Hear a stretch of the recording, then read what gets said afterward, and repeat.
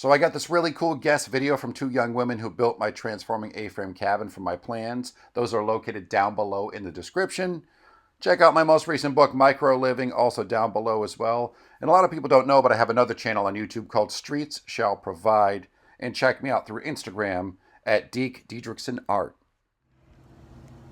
What's up, guys? This will be one of these super unentertaining videos where I haven't combed my hair. I'm covered in clothes that are, splattered with paint, and I just don't care because didn't plan on shooting a video. But here's a tip for you guys, especially the treehouse builders, shed builders, fort builders, whatever out there, regarding roofing one of those aforementioned structures. And a little tip I got. All right, so I'm way up in a tree freezing my butt off. I want to show you, now that I have the tar paper down, the method I'm using to put down some of this, kind of an unconventional one to put down this Ondura roofing that I use so prevalently, frequently in my treehouse builds, because it's affordable, goes up easy, it's lightweight. When you're lugging stuff up into a tree, you don't want it to be heavy. Dangerous enough. I'm, I don't know, almost 20 feet off the ground right now. I have all these scrap boards I've ripped. They're going over the tar paper in this case. I guess you could put them under as well.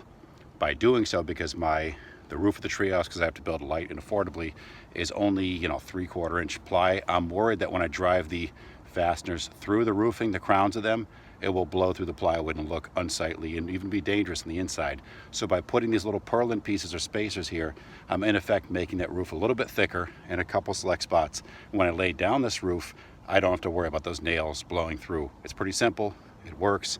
It's a chance to use up some of my scrap wood efficiently, effectively, and that's the tip right there. I'll show you when I'm done.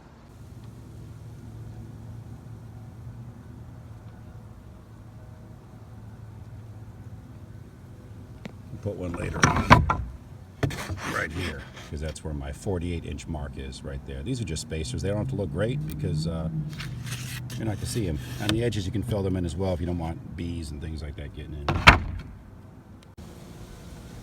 Here's a basic look afterwards. I'm going to fill in a few more. You get the idea. And that's the perilous drop. So here's where we're getting to, if I can film this from the ladder without dying. Gotta do one last strip over there, blast in a few more nails, do some trim work in the edge, cut back the tar paper. But that took 25 minutes, maybe. So easy.